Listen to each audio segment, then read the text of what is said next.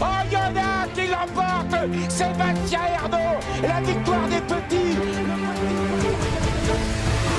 Pronostic quintet de ce lundi 10 juin, les amis, j'espère que tout le monde va bien. On se retrouve pour un nouveau quintet et cette fois-ci, on va du côté de l'hippodrome de la Prairie, l'hippodrome de Caen, Réunion 1, course 1, 13h55 des 611 ans, n'ayant pas gagné 241 000 euros, recul à 25 mètres à 120 000 euros. Alors honnêtement, j'ai l'impression qu'on va se diriger vers de tout petits rapports parce qu'il y a beaucoup de favoris qui sont fiables, qui sont en forme et il y a bien des chevaux qui vont courir ici sans ambition. On peut d'ailleurs le voir par le nombre d'émojis rouges qui ont été attribués par les entraîneurs pour de nombreux concurrents. Donc, comme je le dis, hein, on se dirigera très certainement vers de petits rapports, des favoris qui devraient faire l'arrivée. Et donc, si on veut gagner beaucoup, eh bien, il faudra trouver le quintet dans l'ordre. En tout cas, c'est mon avis. Si vous voulez mettre des tocards dans cette course, vous pouvez y aller pour vous faire plaisir. Mais voilà, je pense vraiment qu'on se dirige vers de tout petits rapports. Alors, ça ne sert à rien de faire des quintets en 7 ou en 8 chevaux. Et moi, bien, comme d'habitude, je vais vous donner mes 6 chevaux préférés. On met un maximum de likes, les amis, sous la vidéo. Ça fait toujours plaisir. Ça encourage mon travail et mes heures passées pour vous donner toutes ces informations et n'hésitez pas à commenter la vidéo. Dites-nous quels sont vos favoris dans cette course. Si vous avez des outsiders qui vous plaisent, n'hésitez pas à partager tout ça. Toutes les infos sont la bienvenue pour aider toute la communauté. Avant que je commence, si vous n'avez pas de compte The Turf, c'est le moment d'en ouvrir un. Le lien est en commentaire et en description. Votre premier dépôt est doublé, donc ça vous permet de jouer gratuitement. Et si vous avez déjà un compte The Turf, partagez la vidéo pour que quelqu'un de votre entourage ouvre un compte The Turf. Premier dépôt doublé, 110 € offerts. Si vous mettez 100, vous avez 210 grâce à mon lien qui est sous la vidéo. Alors profitez-en. Pareil, ceux qui veulent nous rejoindre dans le programme Turfis Pro,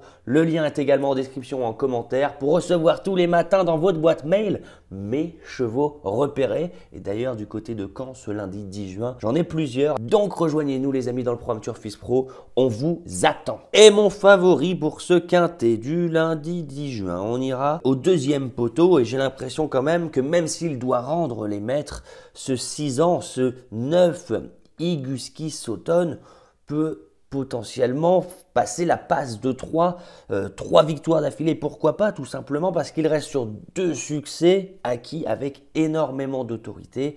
Il s'est vraiment baladé, donc on en attend dans son entourage, dans son clan, une confirmation.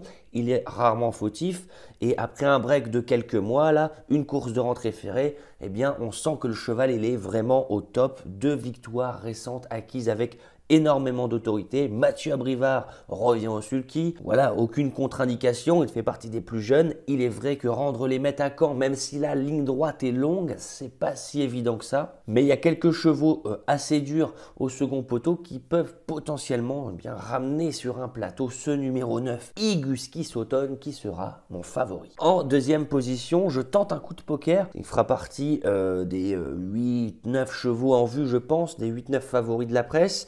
Mais la cote sera belle et ça peut être une base spéculative. En tout cas, si on regarde le comportement de ce numéro 4, Good Friend, lors de son avant-dernière sortie sur l'hippodrome de Caen, eh bien, la ligne droite était excellente ce jour-là. Alors, si on l'a vu bien courir à Caen une fois, pourquoi pas courir bien à Caen 2 fois, surtout qu'en partant en tête, eh bien voilà, avec un petit parcours à l'économie et en faisant que la ligne droite, je pense qu'il peut s'immiscer à l'arrivée à belle cote. Alors je lui fais une place, notamment pour sa belle sortie cannaise, avant-dernière fois, qui m'avait bien plu. Alors ce numéro 4, pourquoi pas placer haut sur un ticket. En troisième position, je tente le coup de poker parce qu'au niveau de la musique, c'est la catastrophe. On n'y arrive plus avec ce numéro 2, Iggy Pop de Chenu, qui nous avait montré énormément de qualité, notamment du côté de Vincennes durant l'hiver. Mais depuis, plus de son, plus d'image. Même Benjamin Rochard n'arrive pas à le faire trotter d'un bout à l'autre dans un parcours. Donc s'il trotte, Iggy Pop de Chenu, ce numéro 2, a largement la pointure d'un tel lot. Il faut vraiment assurer et qu'il ne fasse pas de faute dans le parcours, chose qui est très rare en ce moment.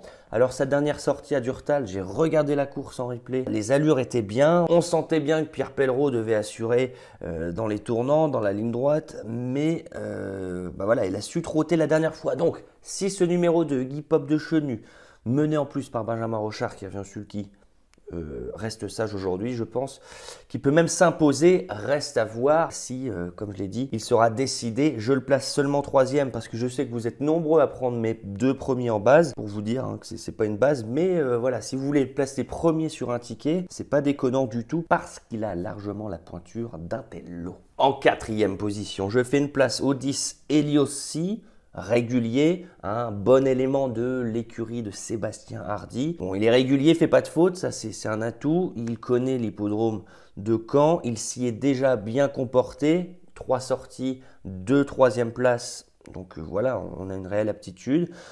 Corde à droite, vraiment pas de souci. Sébastien Hardy connaît bien cet hippodrome de Caen. L'engagement, bon, c'est pas l'engagement d'une vie parce qu'on doit rendre les maîtres et il y a des 6 ans. On va courir vraiment pour être dans le quintet avec ce 10 Eliossi.